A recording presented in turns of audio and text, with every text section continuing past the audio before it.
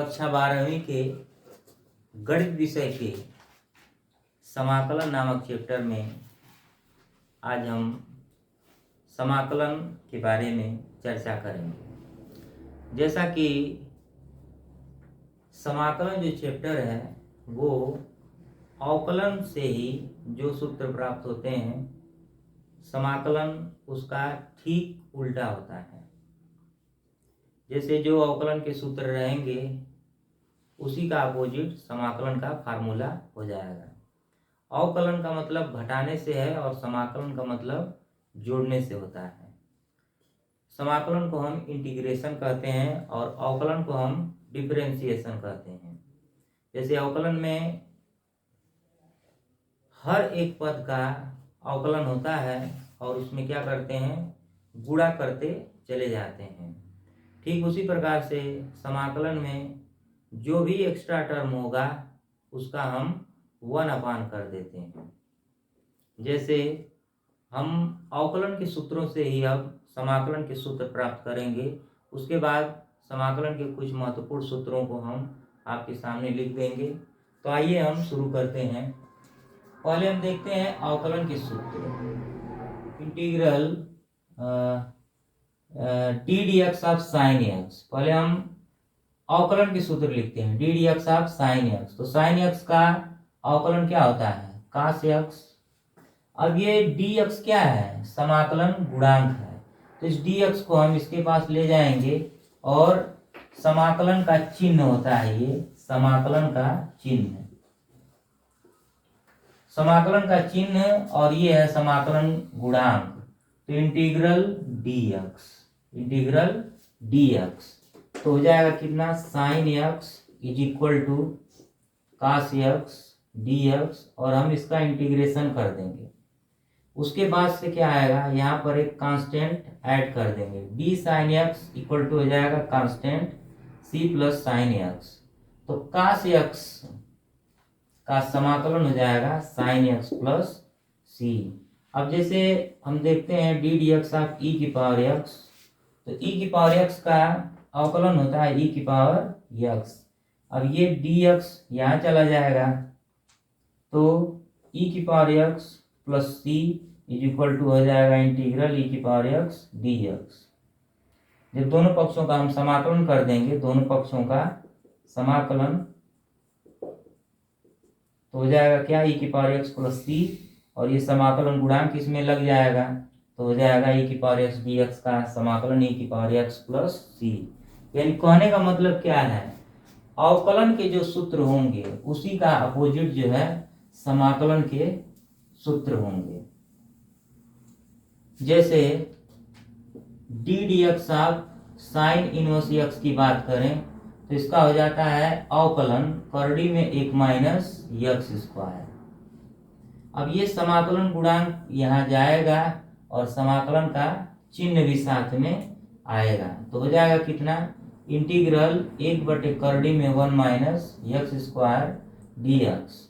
अब ये हो जाएगा sine inverse x plus c. तो ये अवकलन बराबर इतना है, 1/करड़ी में 1 माइनस एक्स स्क्वायर। अब हम इसका इंटीग्रेशन कर दिए तो इसका समाकलन ये हो जाएगा, इसका अवकलन ये हो जाएगा। अब जैसे D d x of log x की बात होगी तो उसका हो जाएगा 1/x। अगर अब हमको करना रहेगा 1/x का समाकलन, तो log x और प्लस c मिल जाएगा। यानी इसका अवकलन 1/x होगा और 1/x का समाकलन log x होगा। साइन इनवर्स एक्स का अवकलन 1/करड़ी में 1 माइनस एक्स स्क्वायर होगा और 1/करड़ी में 1 माइनस एक्स स्क्वायर का समाकलन साइन इनवर्स एक्स प्लस सी होगा। ये है समाकलन। समाकलन में ये अनिश्चित समाकलन है। समाकलन दो प्रकार के होते हैं, एक निश्चित समाकलन और एक होता है अनिश्चित समाकलन। अब जो निश्चित समाकलन होता है उसमें लिमिट दिया रहेगा, यहाँ से यहाँ तक, ये निम्न सीमा होता है और ये होता है उच्च सीमा। ये निम्न सीमा और ये उच्च सीमा, लोअर लिमिट और अपर लिमिट। तो ये जो समाकलन है अनिश्चित है, तो अनिश्चित को, और ये चिन्ह कैसा है, इक्वल का है, तो अनिश्चित को निश्चित यानी बराबर करने के लिए, यानी ये वाली जो चीज है इस वाली चीज के बराबर नहीं है, तो बराबर करने के लिए एक कांस्टेंट जोड़ा जाता है c, जिसको हम बोलते हैं समाकलन चर, जिसको हम बोलते हैं समाकलन चर। तो c क्या है यहाँ पर, इंटीग्रेशन कांस्टेंट, और dx क्या है, समाकलन गुणांक है, और ये समाकलन का चिन्ह है। ये अनिश्चित समाकलन है और ये जो है निश्चित समाकलन है, ये निश्चित समाकलन का चिन्ह है, निश्चित समाकलन।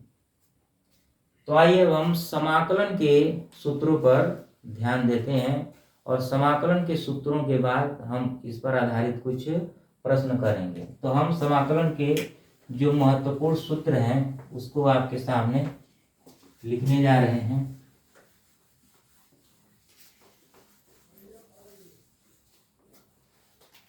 dx क्या होता है, समाकलन गुणांक। अचर, जैसे अचर का हम अवकलन करते थे तो हो जाता था 0, लेकिन अचर का समाकलन 0 नहीं होगा। अचर में जो समाकलन गुणांक होगा वो गुणा हो जाएगा। जैसे अचर में हम कोई अचर मान लें, जैसे k इंटीग्रल dx, तो हो जाएगा kx प्लस c।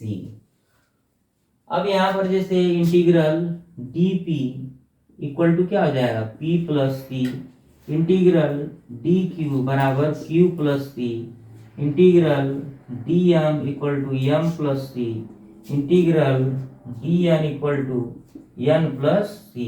यानी जो समाकलन गुणांक है वो p plus c, q plus c, m plus c, n plus c के रूप का हो जाएगा।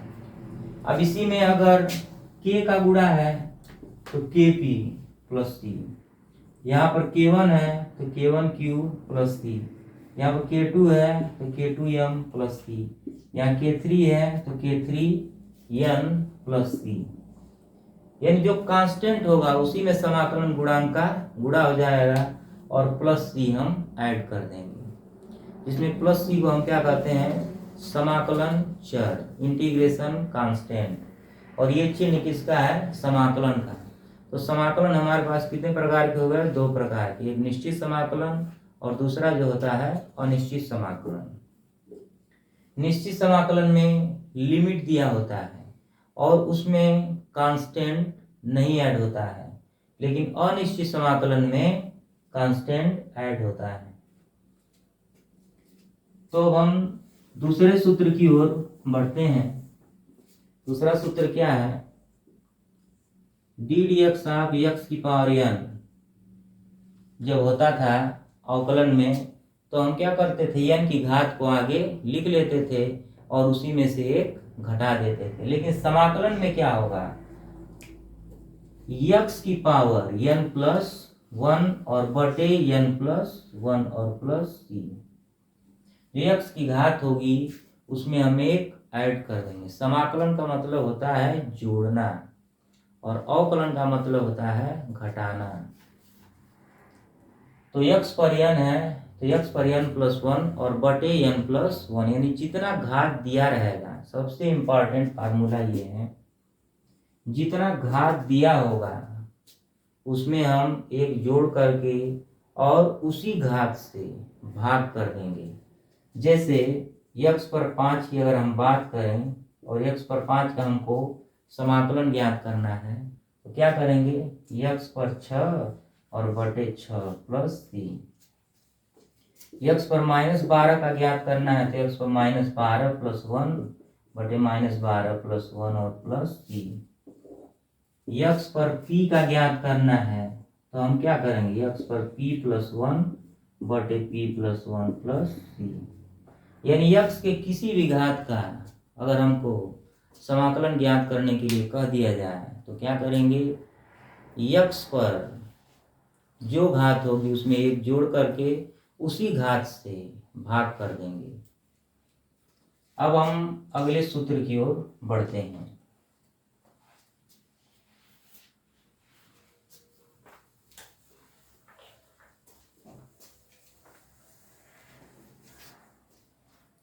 तो अगला हमारा सूत्र है इंटीग्रल ई की पावर एक्स डी एक्स बराबर होता है ई की power x plus c 1 x d x का होता है log mod एक्स प्लस सी।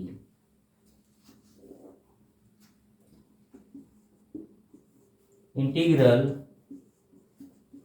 साइन एक्स डी एक्स का हो जाता है, जैसे साइन एक्स का अवकलन कितना होता था cos x d d x of sine x जब हम निकालते थे तो क्या होता था कास एक्स। तो कास एक्स का जब हमको समाकलन ज्ञात करना होगा तो वो हो जाएगा साइन एक्स, लेकिन साइन एक्स का जो हम अवकलन ज्ञात करना होगा साइन एक्स का तो हो जाएगा कास एक्स, लेकिन कास एक्स का अगर हमको समाकलन ज्ञात करना होगा तो वो हो जाएगा साइन एक्स। और साइन एक्स का समाकलन माइनस में आ जाएगा। साइन एक्स का समाकलन क्या होता है माइनस कास एक्स और प्लस सी। साइन एक्स का समाकलन हो जाता है माइनस कास एक्स प्लस सी।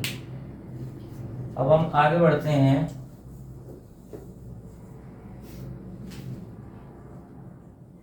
कास एक्स डी एक्स इसका हो जाएगा sine x plus c. Sec x into tan x का समाकलन होता है sec x plus c. Integral sec square x का समाकलन होता है tan x plus c. Cosec square x d x का होता है minus cot x plus c. Cosec x into cot x का होता है minus cosec x plus c. इस तरह से 10 फार्मूले आप लोगों के सामने हैं। आगे हम अन्य फार्मूले के बारे में भी बतलाते हैं।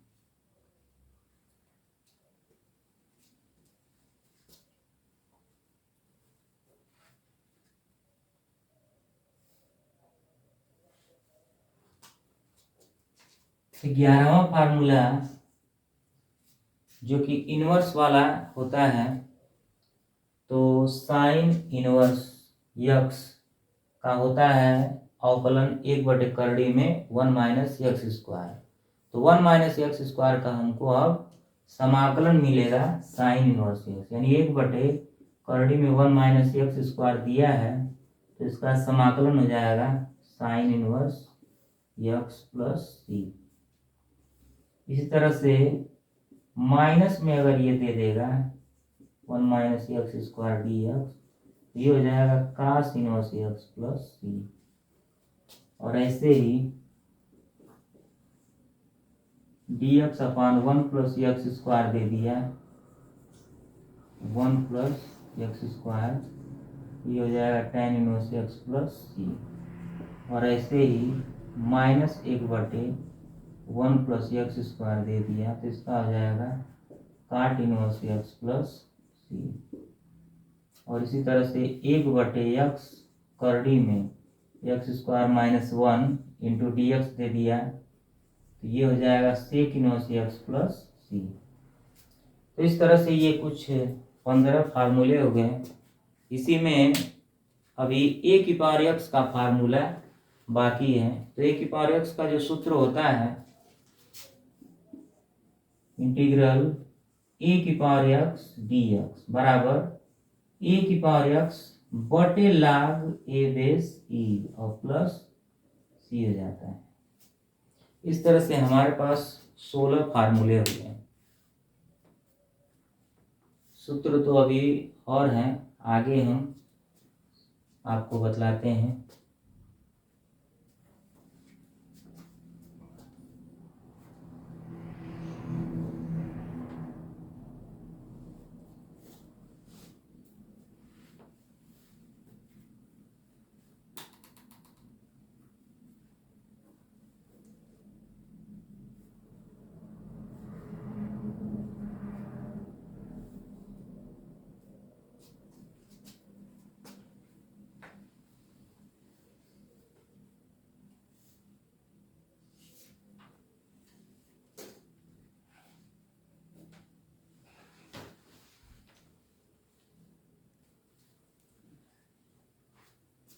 आइए अब हम इस पर कुछ प्रश्न करते हैं, उसके बाद अगले फार्मूले की ओर बढ़ेंगे।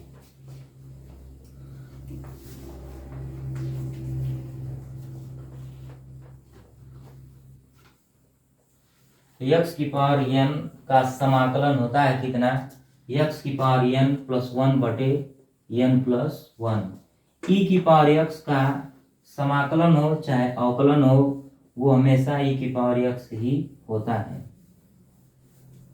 साइन x का समाकलन माइनस कास x और कास x का समाकलन sine x। Sec square x का समाकलन होता है tan x। Cosec square x का समाकलन होता है minus cot x। Sec x into tan x का समाकलन होता है सेक x प्लस सी। और cosec x into cot x का समाकलन होता है minus cot x plus c. 1 बटे करड़ी में 1 माइनस एक्स स्क्वायर का समाकलन होता है sine inverse x plus c. और 1/1 प्लस एक्स स्क्वायर का समाकलन होता है टेन इनवर्स एक्स प्लस सी। ए की पावर एक्स का समाकलन होता है ए की पावर एक्स अपान log ए बेस ई। तो इसी पर आधारित हम कुछ प्रश्न करते हैं, जैसे इंटीग्रल x की पावर 5 प्लस 3 ई की power x plus sign x और प्लस ए की power x into d x. अब हमको इसका समाकलन करना है और ये कई पदों को एक में जोड़ करके समाकलन दिया हुआ है, तो हम हर एक पद को अलग अलग करके उसका समाकलन करेंगे। जैसे इंटीग्रल x की power 5 into d x plus 3 into e की पावर x डी एक्स। ये जो समाकलन गुणांक है, ये हर एक फंक्शन के लिए समाकलन गुणांक है। Plus integral sine x into d x plus integral a की power x into d x. अब x पर 5 का समाकलन यानी कि x पर n का समाकलन, तो x पर n का समाकलन x पर n प्लस 1 बटे n प्लस 1 हो जाएगा।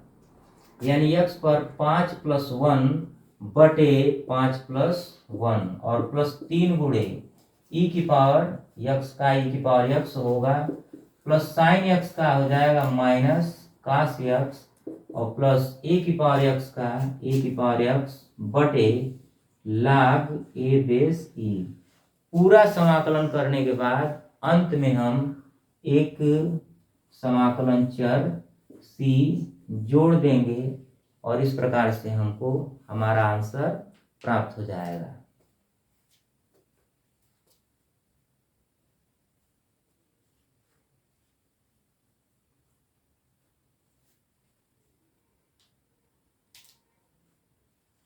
तो आप लोग चाहें तो इसे नोट कर सकते हैं या स्क्रीनशॉट ले सकते हैं। आगे हम अन्य उदाहरण आपको बतलाते हैं। तो ये सब बेसिक सूत्र थे और इन्हीं सूत्रों की मदद से हम समाकलन के बड़े से बड़े प्रश्नों को सरल कर पाएंगे।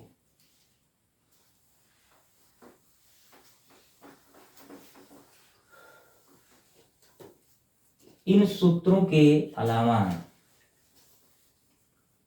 अगर इन सूत्रों में जैसे साइन यक्स है, साइन यक्स के आगे कोई एक्स्ट्रा टर्म आ गया तो उसका हम क्या करते हैं, उसका हम अलग से समाकलन ज्ञात करते हैं, जिसको हम बोलते हैं प्रतिस्थापन विधि द्वारा समाकलन करना।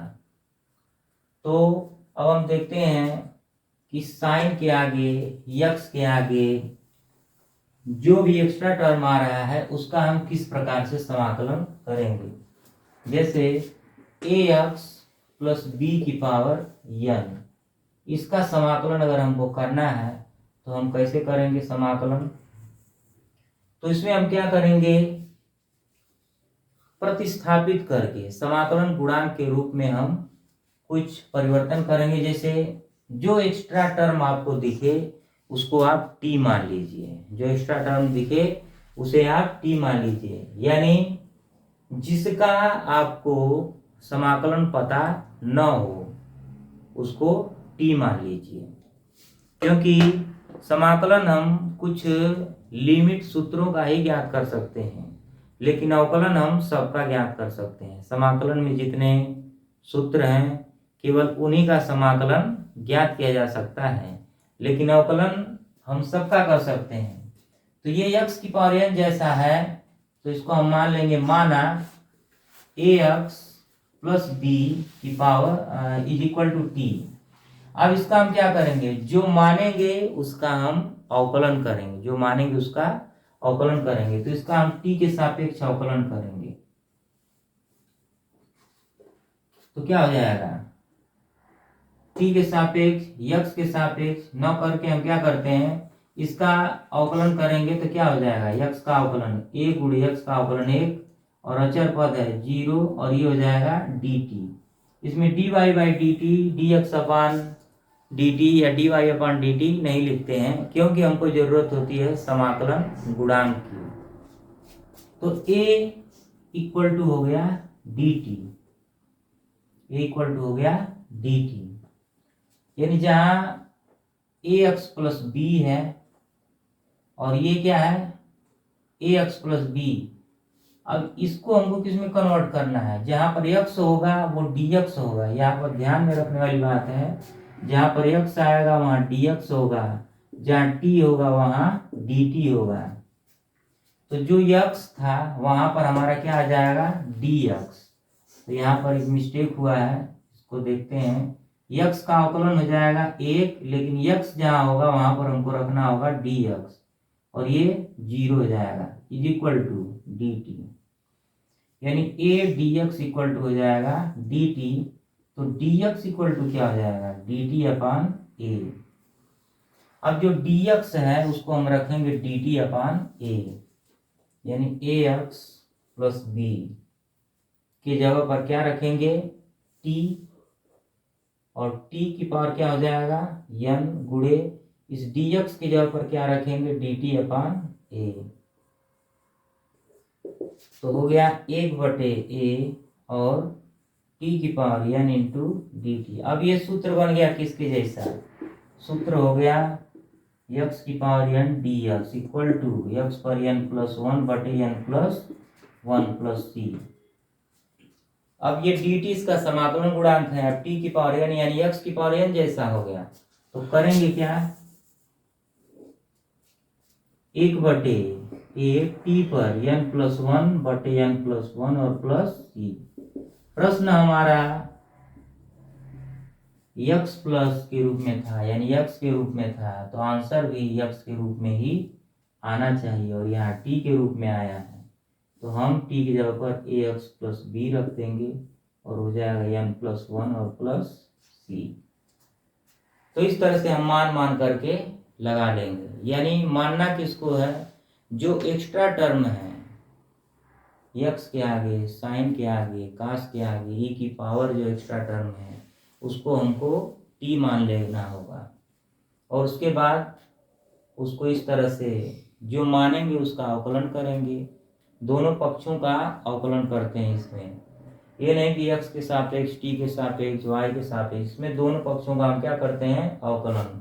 तो ax का अवकलन करेंगे तो a इंटू dx हो जाएगा और t का अवकलन dt हो जाएगा। t का होगा 1 गुणे dt। तो जो फंक्शन होगा t है तो उसके साथ dt भी आएगा, x है तो उसके साथ dx आएगा, y है तो उसके साथ dy आएगा।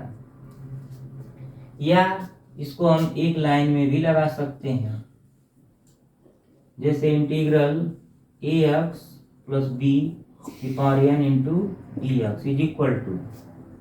अब देखना है कि ये किस टाइप का फार्मूला है, तो देखने पर ये पता चल रहा है कि ये x की पावर n जैसा फार्मूला है। तो आप x की पावर n वाला फार्मूला लगाइए, यानी ax प्लस बी पर n प्लस 1 और बटे n प्लस 1 और प्लस c।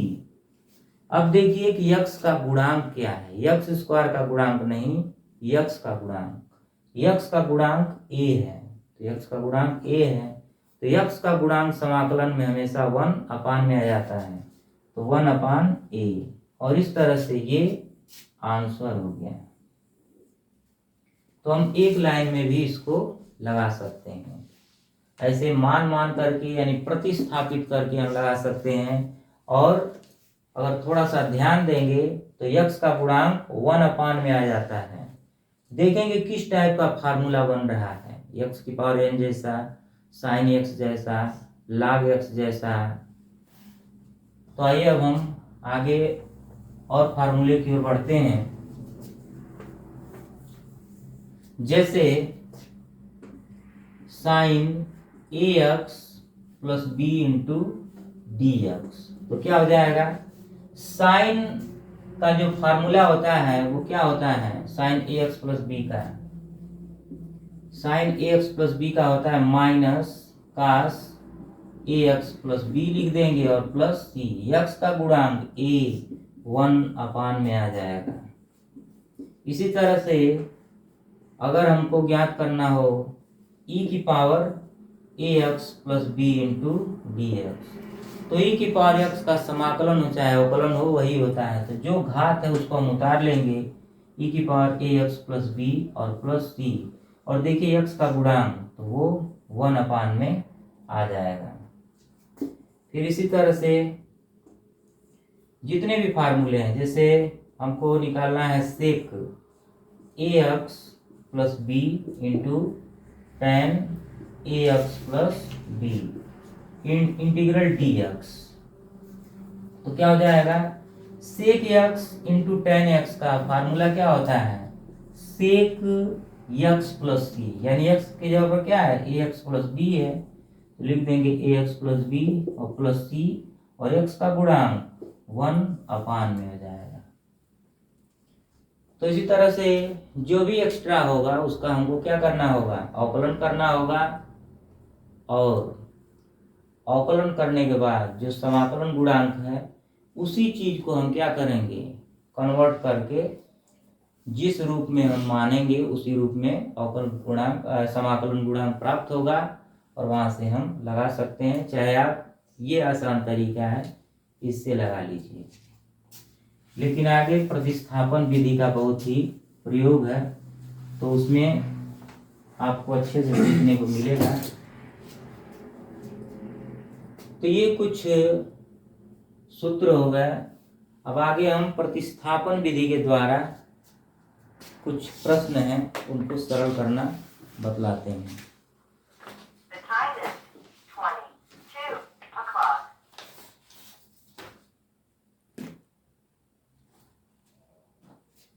तो आइए पहले कुछ आसान प्रश्न उठाते हैं, फिर उसके बाद से प्रतिस्थापन विधि के द्वारा समाकलन करना सिखलाते हैं। जैसे पहला प्रश्न है dx अपान कास x इंटू काट x। अब इसको हमको समाकलन करके बताना है कि इसका हल क्या होगा। अगला प्रश्न है dx अपान 5 की पावर माइनस x। और फिर तीसरा प्रश्न एक उठाते हैं सेक थीटा बटे टेन स्क्वायर थीटा। तो देखिए इसको अगर हम सरल करें थोड़ा सा तो क्या हो जाएगा, त्रिकोणमिति लगाते हैं इसमें, cos x गुणे ये काट x है, इसको हम क्या लिख सकते हैं, काट x को क्या लिख सकते हैं, cos x बटे sin x। काट x को क्या लिख सकते हैं, cos x बटे sin x। तो प्रश्न को जितना बढ़ाएंगे उतना बढ़ेगा, जितना छोटा करेंगे उतना छोटा होगा। तो समाकलन के जितने भी प्रश्न सरल करें, पहले प्रश्नों को ध्यान से देखा जाए कि प्रश्न में क्या कह रहा है, यानी कौन सी टेक्निक लगाना है, तो प्रश्न आसानी से लग जाएगा। और एक बात विशेष रूप से ध्यान देना है कि जितने सूत्र हैं केवल उन्हीं का समाकलन होता है, लेकिन अवकलन हर एक फलन का होता है। तो जो समाकलन में एक्स्ट्रा टर्म दिखे उसको हमको t मान लेना है और उसे प्रतिस्थापित करके सरल करना है। तो अब ये जो है cos स्क्वायर x हो जाएगा और ऊपर जा करके हो जाएगा sin x और नीचे हो गया cos square x into dx। अब देखिए इसमें हम क्या करेंगे, इसको सरल करने के लिए हम इधर देखते हैं, मान लेंगे cos x बराबर t।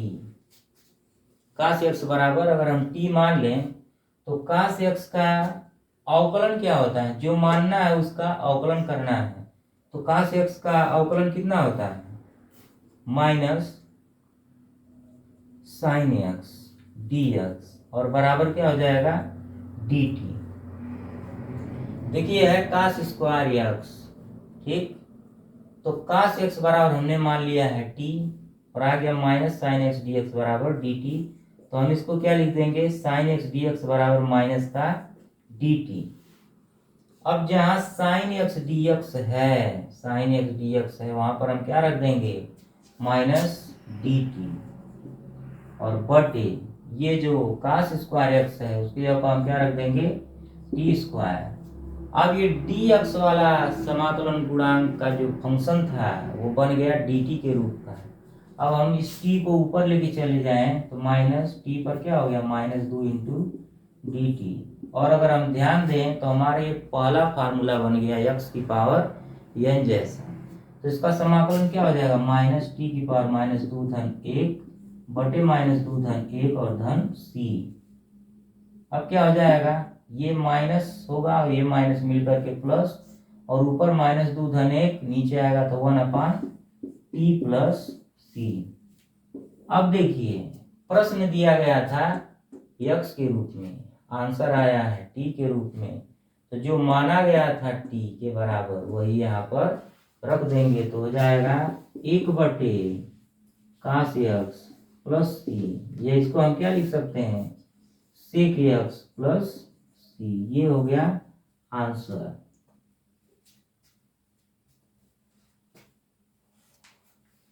या इसको हम और जल्दी लगाना चाहें, फार्मूले से लगाना चाहें तो और जल्दी लग जाएगा। इंटीग्रल dx अपान cos x into cot x है। अब ये जो cos x है अगर ऊपर जाएगा तो हो जाएगा sec x और काट x ऊपर जाएगा तो हो जाएगा tan x इंटू dx। और हमको फार्मूला पता है कि sec x into tan x बराबर कितना होता है, sec x प्लस c। तो ये हो जाएगा sec x plus c, answer हो गया। तो देखिए प्रतिस्थापन विधि के द्वारा हम लगाएं तो सवाल थोड़ा सा बड़ा हो गया और थोड़ा सा टेक्निक लगा दिए तो सवाल ये 3 लाइन में आंसर आ गया। तो इस तरह से हमको थोड़ा सा टेक्निक का प्रयोग करना होगा। तो समाकलन के प्रश्न लगाने के लिए आपको सोचना होगा कि कौन सा फार्मूला बन रहा है, उसी के अनुरूप हमको कार्य करना होगा। तो सबसे पहले हम 15-16 जो भी फार्मूले हैं पहले हम चेक करेंगे कि उन फार्मूलों के जैसा बन रहा है कि नहीं। अगर नहीं बन रहा है तो कोशिश करके बनाएंगे, या जो एक्स्ट्रा टर्म दिखे उसको टी के बराबर मान करके प्रतिस्थापन विधि का प्रयोग करिए। आगे और भी विधियां हैं जिनसे आप लोग अवगत होंगे। तो आइए अब हम जो दूसरा प्रश्न है उस प्रश्न की ओर आगे बढ़ते हैं।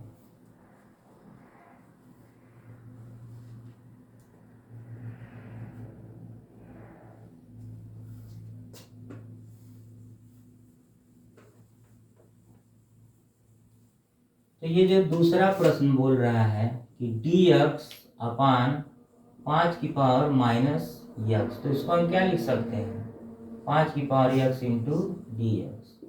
अब इसको हम देखें तो ये सूत्र बन रहा है इंटीग्रल ए की पावर यक्स डी एक्स बराबर ए की पावर यक्स बटे लाग ए बेस ई प्लस सी। तो ए की पावर यक्स, ए क्या है, संख्या है, उस पर यक्स घात। उसी तरह 5 पर यक्स, 5 क्या है, संख्या है, उस पर यक्स घात। तो जहाँ ए है वहां पर क्या हो जाएगा 5 और अपना आंसर आ जाएगा। इस तरह से 5 की power x d x equal to क्या हो जाएगा, 5 पर यक्स बटे लाग 5 बेस ई प्लस सी, ये आंसर हो गया। यानी ये एकदम फार्मूला पर ही आधारित था। आइए अब हम तीसरे प्रश्न की ओर आगे बढ़ते हैं।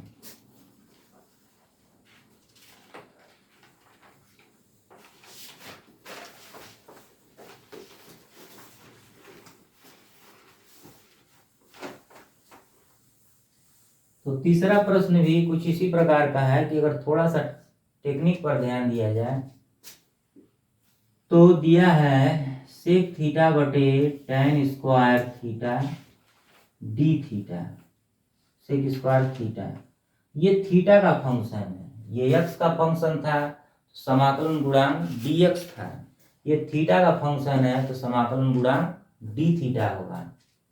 तो अब हम देखते हैं, तो मान लेते हैं इसमें कोई फार्मूला तो बन नहीं रहा है। अगर बन जाता है कि sec theta into tan theta, तो क्या हो जाता है सेक थीटा। तो पहले हम इसको थोड़ा सा सरल कर लेते हैं त्रिकोणमिति से। 1 बटे हो जाएगा कितना कास थीटा, और ये हो जाएगा साइन स्क्वायर थीटा और बटे कास स्क्वायर थीटा इंटू ये हो जाएगा डी थीटा। अब देखते हैं इंटीग्रल 1 बटे कास थीटा गुणे कास स्क्वायर थीटा अपन कितना sign square theta into d theta. तो ये कास थीटा से कास थीटा अगर हम काट दें तो क्या हो जाएगा कास थीटा और बटे sign square theta into d theta होगा। तो जैसे हमारा पहला प्रश्न था सेम उसी के जैसा बन गया। इसको अगर हम टी मानेंगे तो इतना आ जाएगा। तो हम मान लेते हैं कि माना साइन थीटा बराबर टी, तो हो जाएगा कितना cos theta into d theta बराबर डी टी। अब हम cos theta into d theta की जगह पर रख देंगे डी टी और साइन स्क्वायर थीटा की जगह पर रख देंगे टी स्क्वायर। तो प्रतिस्थापित होकर के हमको क्या मिल जाएगा D T upon T square, D T upon T square. अब इस टी स्क्वायर को अगर हम ऊपर ले जाएं तो टी पर माइनस 2 धन 1 बटे माइनस 2 धन 1 और प्लस सी, तो हो जाएगा कितना माइनस 1 बटे टी प्लस सी। अब देखिए माइनस 1 बटे टी के जगह पर क्या है साइन थीटा, तो हम रख देंगे साइन थीटा और प्लस सी। अब ऊपर जाएगा तो हो जाएगा माइनस का कोसेक थीटा और प्लस सी, ये आंसर हो गया।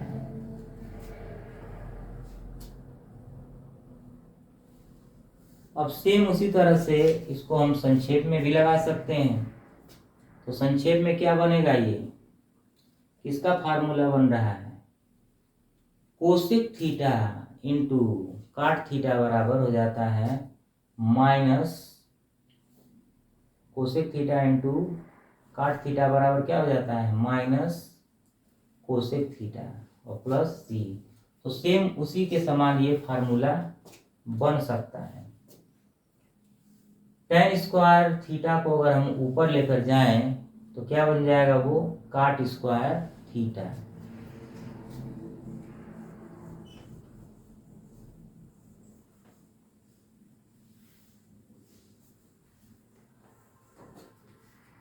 ये आपका जो है सेक थीटा है और इंटू ये है काट square theta into d theta.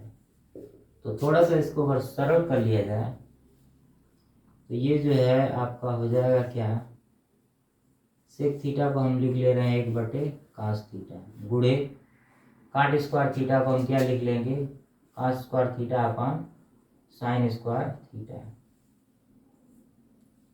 तो ये इसी के जैसा बनेगा। अभी तो जैसा ये बना है वैसा ही बन गया है।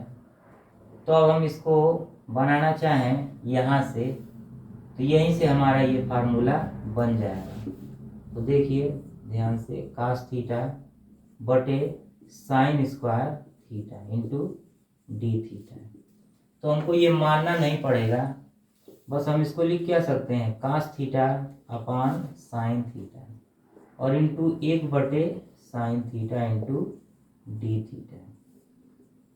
तो 1/साइन थीटा होता है cosec theta into cos theta बटे साइन थीटा होता है काट थीटा।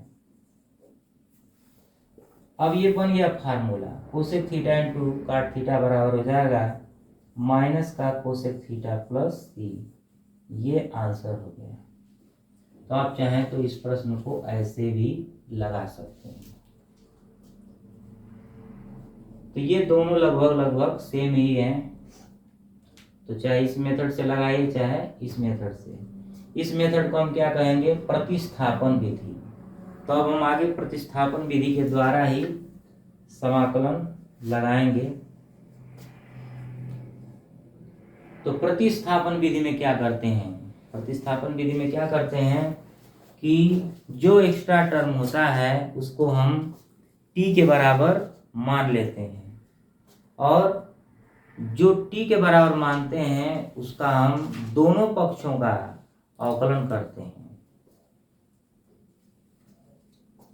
फिर उसे उस समाकलन गुणांक वाले टर्म में प्रतिस्थापित कर देते हैं। इस प्रकार प्रतिस्थापित करते हैं कि हमें समाकलन का कोई ना कोई सूत्र मिल जाए, या तो x की पावर n जैसा मिल जाए या sine theta cos theta tan theta जो भी फार्मूले हैं उसके रूप का मिल जाए। तो कुल मिला जुला करके हमको समाकलन के सवालों को लगाने के लिए जितने सूत्र हैं उन्हीं का बस प्रयोग करना है। उसके अलावा जो भी चीज एक्स्ट्रा है उसका हमको अवकलन के प्रयोग से लगाना होगा। तो आइए अब हम देखते हैं प्रतिस्थापन विधि द्वारा समाकलन। जैसे कास करड़ी में x बटे करड़ी में x इंटू dx। अब ऐसा कोई सूत्र तो हमने आपको बताया नहीं। हमने आपको बताया कास x साइन x और सेक x इंटू टेन एक्स ई की पावर x, लेकिन ऐसा फार्मूला आपको नहीं बताया गया। अगर ये चीज ना होकर के कास के आगे बस क्या होता है कास x dx तो हम सीधे लिख देते साइन x प्लस सी। लेकिन एक्स्ट्रा टर्म इसमें क्या है कास के आगे का जो है वही एक्स्ट्रा टर्म है। कास के आगे का जो कुछ है वो क्या है एक्स्ट्रा टर्म है और इसी एक्स्ट्रा टर्म को हमको पता है कास x dx बराबर साइन x प्लस सी। तो कास x dx तो ये एक्स्ट्रा है नहीं, ये फार्मूला है तो हम इसका साइन x लिख दिए, लेकिन x की जगह पर एक्स्ट्रा टर्म आ गया करड़ी में x।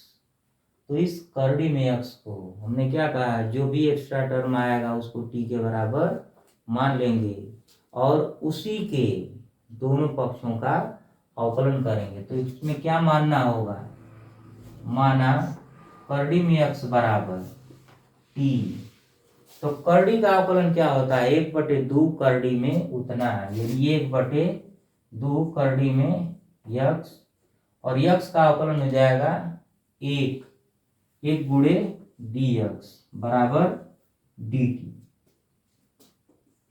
तो अब देखिए dx बटे हो गया करड़ी में x बराबर 2 इंटू dt। अब देखिए dx बटे ये जो है dx बटे करड़ी में x, उसके जगह पर हम रख देंगे 2dt। क्या रख देंगे? 2dt, और काश करड़ी में x की जगह पर रख देंगे काश t और गुणे 2dt। तो हो जाएगा 2 बाहर, इंटीग्रल काश t इंटू dt। अब ध्यान से देखें तो ये जो फार्मूला था, इस फार्मूले के जैसा ये बन गया। अब इसका समाकलन किया जा सकता है। तो प्रश्न चाहे जितना भी बड़ा हो, उसको हमको कन्वर्ट करके उन 15-16 सूत्रों के रूप का लाना होगा, फिर उसके बाद ही हम उसका समाकलन कर सकते हैं। तो 2 गुणे काश टी का समाकलन हो जाएगा साइन टी और प्लस सी। 2 गुणे साइन टी के जगह पर क्या रखेंगे? करड़ी में यक्स, हो जाएगा करड़ी में यक्स प्लस सी आंसर। तो इस तरह से प्रतिस्थापन विधि के द्वारा हम समाकलन लगा लेंगे। ये कौन सी विधि है? प्रतिस्थापन विधि।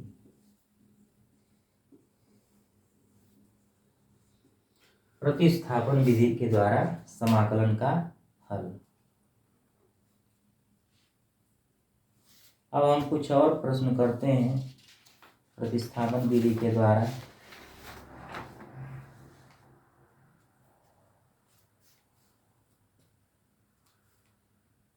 अब चाहे तो इसको नोट कर सकते हैं।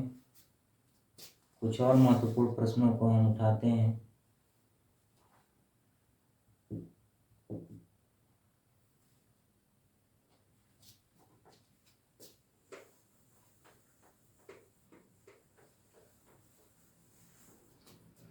प्रतिस्थापन विधि में एक और प्रश्न करते हैं। tan इनवर्स x अपान 1 प्लस एक्स स्क्वायर पर 3/2 इंटू dx।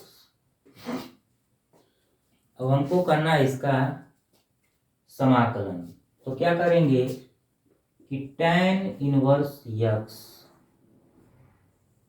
अपान ये 1 प्लस एक्स स्क्वायर को हम लिख सकते हैं 1 प्लस एक्स स्क्वायर, और 1 प्लस एक्स स्क्वायर पर 1/2 इंटू dx। आधार समान है तो घातें जुड़ जाती हैं, तो घातें जुड़ी हैं तो हम उसको अलग अलग भी कर सकते हैं गुणा के रूप में। 2 एक कम 2, 2 एक 3/2 हो जाएगा। अब देखिए इसमें एक्स्ट्रा टर्म क्या है? tan इनवर्स x जो है एक्स्ट्रा टर्म है। tan इनवर्स x का हमको समाकलन नहीं पता होता है, लेकिन उसका अवकलन पता होता है। समाकलन हमको किसका पता होता है? 1/1 प्लस एक्स स्क्वायर का, और क्या होता है tan इनवर्स x। तो हम क्या करेंगे? मान लेंगे, माना tan इनवर्स x बराबर t, तो इसका अवकलन हो जाएगा 1/1 प्लस एक्स स्क्वायर dx बराबर dt। अब देखिए जो दिख रहा है आपको इतना dx/1 प्लस एक्स स्क्वायर, उसकी जगह पर हम क्या रख देंगे? dt, और tan इनवर्स x की जगह पर रख देंगे t, और इसके जगह पर क्या हो जाएगा? dt, और बटे 1 प्लस एक्स स्क्वायर, यानी x की जगह पर, तो x को मिला नहीं यहाँ से, x क्या हो जाएगा? x बराबर tan t। tan inverse x बराबर t, तो x बराबर हो जाएगा tan t। तो हो जाएगा 1 प्लस tan स्क्वायर t, और उस पर 1/2। अब इसको हम सरल करेंगे।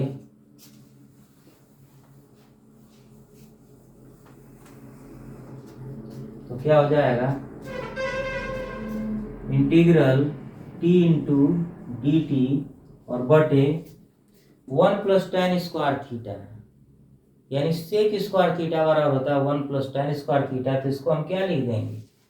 लिख देंगे इसको सेक स्क्वायर टी और उस पर 1/2, तो 2 से 2 ये कैंसिल हो जाएगा, तो हो जाएगा कितना, टी इंटू टी अपान लिखते हैं sec t into d T.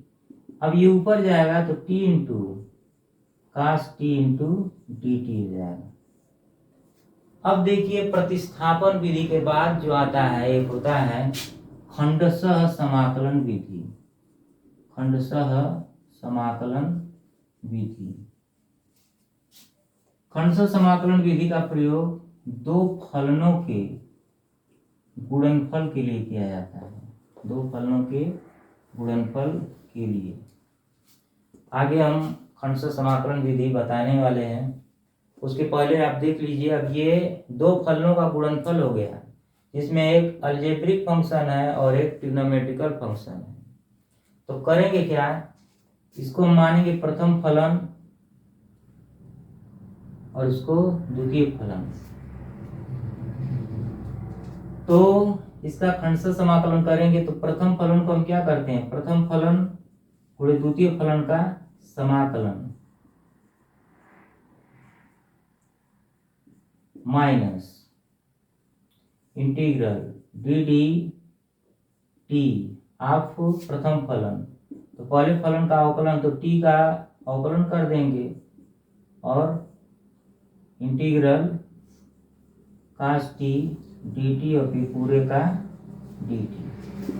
तो टी गुणे कास टी का हो जाएगा साइन टी माइनस टी का हो जाएगा 1 और कास टी का समाकलन क्या होता है, साइन टी डी टी। अब ये हो जाएगा टी साइन टी और माइनस ये प्लस हो जाएगा कास टी और प्लस सी। अब यहाँ पर टी की जगह पर हम रख देंगे कितना, tan इनवर्स यक्स। तो ये हो जाएगा tan inverse x into sine tan inverse x plus cos tan inverse x और प्लस सी। तो ये हो गया प्रतिस्थापन विधि के द्वारा समाकलन। आइए अब हम चलते हैं खंडशः समाकलन की ओर। खंडशः समाकलन।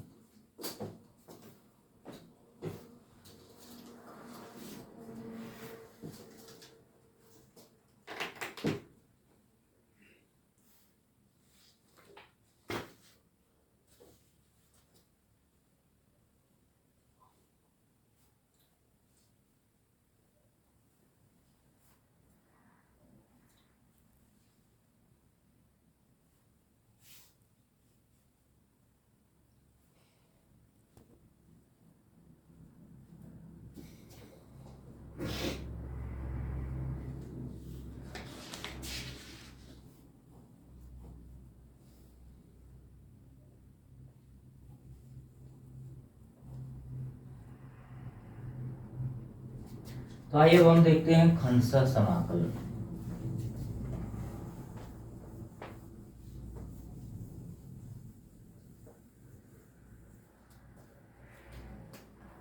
खंडशः समाकलन इंटीग्रेशन बाय पार्ट। खंडशः समाकलन।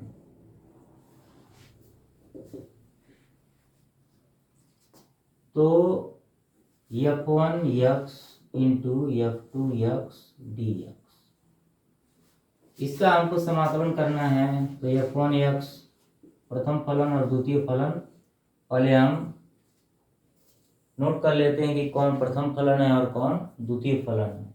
तो कौन प्रथम फलन है कौन द्वितीय फलन है, इसके लिए अभी आपको बतलाते हैं।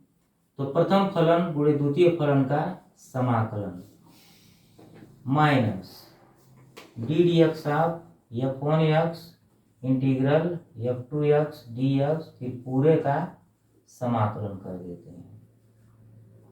तो क्या है ये, प्रथम फलन गुणे द्वितीय फलन का समाकलन माइनस प्रथम फलन का अवकलन गुणे दूसरे फलन का समाकलन और फिर पूरे का समाकलन। अब किसको प्रथम फलन द्वितीय फलन मानेंगे, तो आइलेट में आने वाले फलनों को प्रथम फलन मानते हैं। आइलेट में आने वाले फलनों को प्रथम फलन मानते हैं। तो आइलेट का मतलब क्या होता है? आइलेट कुल 5 फलनों से मिल करके बना है, जिसमें आई का मतलब होता है इनवर्स सर्कुलर फंक्शन। आई का मतलब होता है इनवर्स सर्कुलर फंक्शन, यानी प्रतिलोम त्रिकोणमितीय फलन, जैसे साइन इनवर्स एक्स, कास इनवर्स एक्स, ईटीसी। यल का मतलब हो गया लघुगणकीय फलन, लॉगरिथमिक फंक्शन, लघुगणकीय फलन, जैसे log x हो गया, log a की पावर x हो गया, ईटीसी। ए से हो गया बीजगणितीय फलन, बीजगणितीय फलन, यानी x हो गया ax² धन bx धन c, इस टाइप का। टी से हो गया त्रिकोणमितीय फलन, त्रिकोणमितीय फलन, जैसे e की पावर x, एक साइन x और tan x, जितना भी त्रिकोणमिति का होगा। और ई से होता है चर घातांकी, चर घातांकी फलन, यानी e की पावर x, a की पावर x, etc। तो आइलेट में आने वाले फलनों को हम क्या कहते हैं? प्रथम फलन मानते हैं। तो इस तरह से आइलेट में कुल 5 फलन हो गए हैं: प्रतिलोम त्रिकोणमिति, लघुगणकीय, बीजगणितीय, त्रिकोणमिति और चरघातांकी। अब खंडशः समाकलन में हम कुछ प्रश्न कर लेते हैं, ये मानते हुए कि किसको हम प्रथम फलन मानेंगे और किसको द्वितीय फलन मानेंगे। तो आइए प्रश्न करते हैं।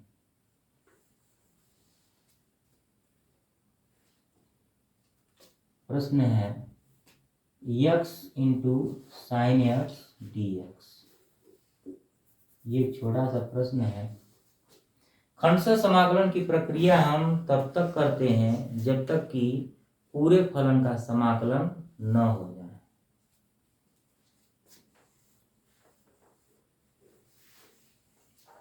तो देखिए, आइलेट में आने वाले फलनों को क्या करते हैं? प्रथम फलन मानते हैं। तो आइलेट LA, इसमें लघुगणकीय फलन है नहीं, इनवर्स सर्कुलर फंक्शन है नहीं, ए से होता है अलजेब्रिक फंक्शन बीजगणितीय यानी x, तो x है। उसके बाद है t यानी त्रिकोणमिति, तो त्रिकोणमिति बाद में आ रहा है, तो ये क्या हो जाएगा? दूसरा फलन, और ये हो जाएगा प्रथम फलन। इसको हम I मान लेते हैं। क्या मान लेते हैं? I। अब क्या करेंगे? इसका प्रथम फलन, प्रथम फलन यानी x को हम उतार लेंगे। Integral sine x dx minus integral d dx of x। इसमें अवकलन समाकलन दोनों साथ साथ चलेगा, जैसे प्रथम फलन गुणे द्वितीय फलन का समाकलन माइनस पहले फलन का अवकलन गुणे दूसरे फलन का समाकलन, और फिर पूरे का समाकलन कर देंगे। तो x गुणे साइन x का समाकलन होता है माइनस का कास x, माइनस x का अवकलन होता है 1 गुणे साइन x का समाकलन होता है माइनस कास x, और फिर ये dx इसके साथ आ जाएगा, तो माइनस x कास x, और ये माइनस माइनस प्लस इंटीग्रल कास x dx, तो माइनस x कास x प्लस इस कास x का समाकलन हो जाएगा साइन x प्लस c। इस तरह से खंडशः समाकलन विधि के द्वारा समाकलन हो जाएगा। तो समाकलन के और भी कई महत्वपूर्ण टॉपिक हैं जिस पर हम समाकलन सरल करते हैं, लेकिन ये समाकलन सरल करने के कुछ विधियां हैं, जैसे प्रतिस्थापन विधि और खंडशः समाकलन विधि। इसी में आंशिक भिन्न विधि है और समाकलन क्रमशः है और बहुत सी विधियां हैं समाकलन सरल करने की, लेकिन ये मूलभूत विधियां हैं।